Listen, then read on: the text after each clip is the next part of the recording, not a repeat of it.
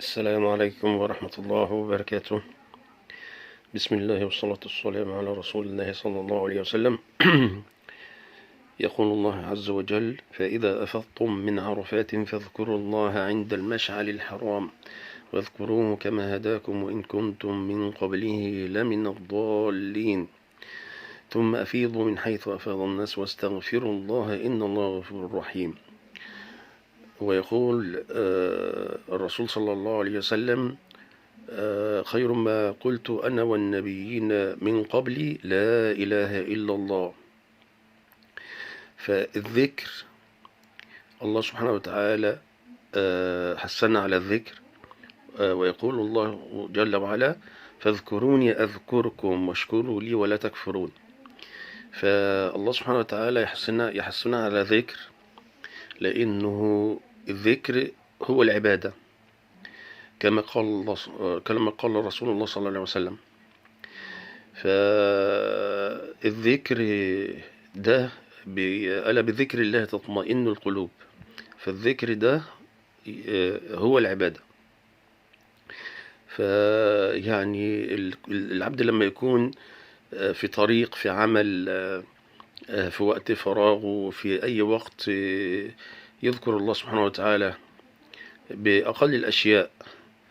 قال رسول الله صلى الله عليه وسلم: كلمتان خفيفتان على اللسان ثقيلتان في الميزان حبيبتان إلى الرحمن سبحان الله وبحمده سبحان الله العظيم، سبحان الله وبحمده سبحان الله العظيم. يعني ذكر خفيف جدا، وهو بيكون ثقيل في الميزان وخفيف على اللسان وحبيب إلى الرحمن. هذا ذكر الله سبحانه وتعالى: فاذكروني أذكركم واشكروا لي ولا تكفرون، صلى الله عليه وسلم. نيجي في الموضوع الرياضة.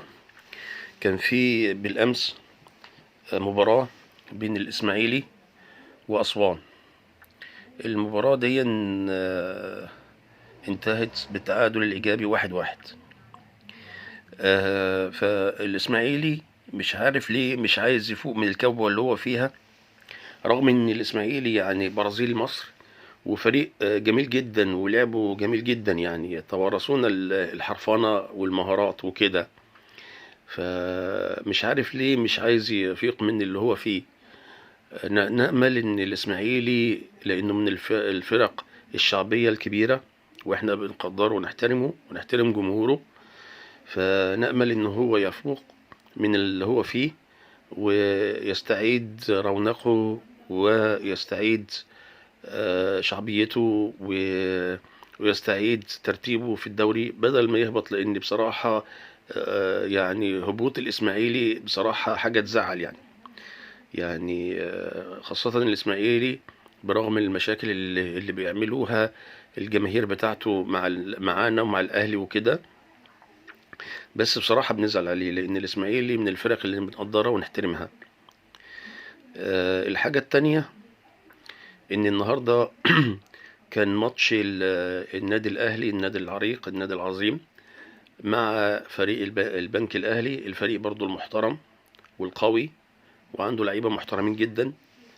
الماتش النهاردة كان عجيب وغريب، يعني كان الأهلي ضاغط من أول دقيقة ويعني هجمات، وطبعا كان البنك الأهلي كل كوره على الأوفرات العالية جوه منطقة الجزاء، بحيث ان اي لاعب يقابلها وكده ويحطها.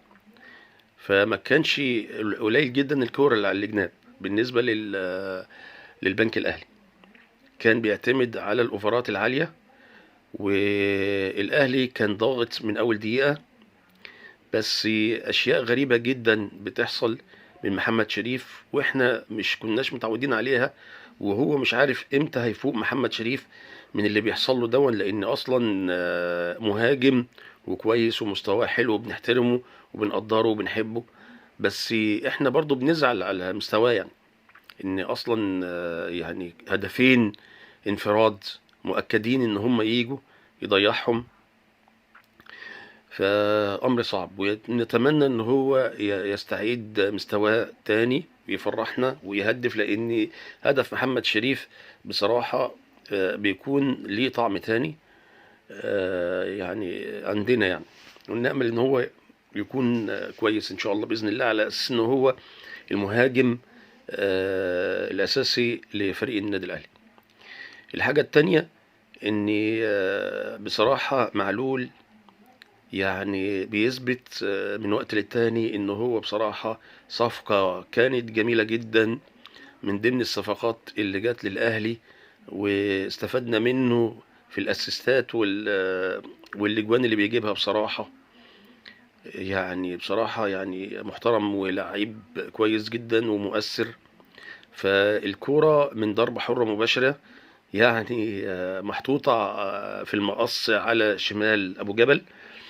فالكورة في الدقيقة الجون جه في الدقيقة 18 من الشوط الأولاني. وبصراحة يعني كور جميلة جدا من علي معلول، سواء العرضيات أو الأسيست اللي بيعمله والأجوان اللي بيجيبها من الكرات الثابتة جميلة جدا، زي الكورنر اللي حصل في الوداد في المغرب اللي جاب منه محمد عبد المنعم الجون الشهير اللي هو صعدنا وخدنا بطولة الأمم الأفريقية في الدقيقة 18. نرجع تاني برضو بنفس الشخص اللي هو علي معلول، اللاعب المحترف الجميل بأسيستاته الحلوة. الكورة لأحمد عبد القادر اللي حطها كورة جميلة جدا، روعة جدا جدا جدا، يعني زي البلياردو كده، وزي الكرة بتاعة البلايستيشن كده اللي بتتحط تخبط في العارضة من جوه وتخش. ابو جبل ما عرفش يعمل الاولانية شيء ولا التانية شيء تاني، يعني ما عرفش يعمل فيهم حاجة، لان كور جميلة جدا ومحطوطة في اماكن على شمال ابو جبل، وكور جميلة جدا. وكده ان شاء الله باذن الله كده يبقى الاهلي تخطى ال 68 نقطة بفارق نقطة عن بيراميدز اللي بيحتل المركز الثاني. بس بيراميدز لعب 31 ماتش والاهلي لعب 26. يعني الاهلي كده المفروض ليه 5 مؤجلين، 5 ماتشات مؤجلين، والاهلي يضمن صدارة الدوري ويضمن احتلال درع الدوري عند النقطة 77.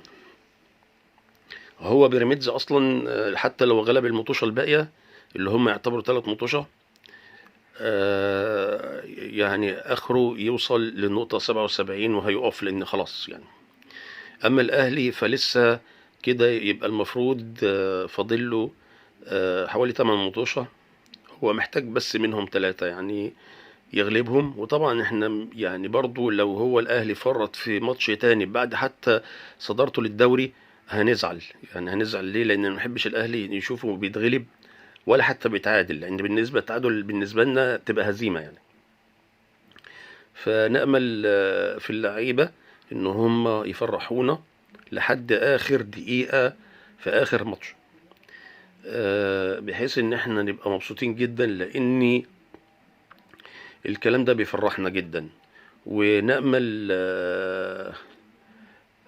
من القندوسي اللي هو الجون اللي جابه كهربا من القندوسي جميل جدا برضو، اللي جه بعرضية في الدقيقة الثانية أو الدقيقة الثالثة من الوقت الضايع. جابوا بضغط من القندوسي، عرضها وجات لمحمود كهربا، فجات وهوش اللاعب في الاول، فابو جبل اترمى على اليمين وهو راح حاططها بالراحه جدا وسهله جدا على شمال ابو جبل. اصبح كده النادي الاهلي يتصدر بفارق نقطه عن بيراميدز، وهو اصلا يعني ال3 دي بقت ثابته عنده ان هو يجيبها في كل ماتش. وطبعا حاجة تفرحنا جدا ان الاهلي يجيب ب3، لان هو دلوقتي اصلا اصبح يعني يعني أبو 3 أبو 3 في الفوز، مش أبو 3 اللي بيتغلب. فنشكر النادي الأهلي لعيبة وإدارة، وعلى رأسهم الكابتن محمود الخطيب، ونشكر المحترم المدرب الحريف اللي هو عنده خبرته عالية جدا، كولر. ونأمل الله سبحانه وتعالى أن يفرحنا دايما بطاعته وبكرمه ورضاه. وجزاكم الله خيرا، وما تنسوناش بالدعاء. والسلام عليكم ورحمة الله وبركاته.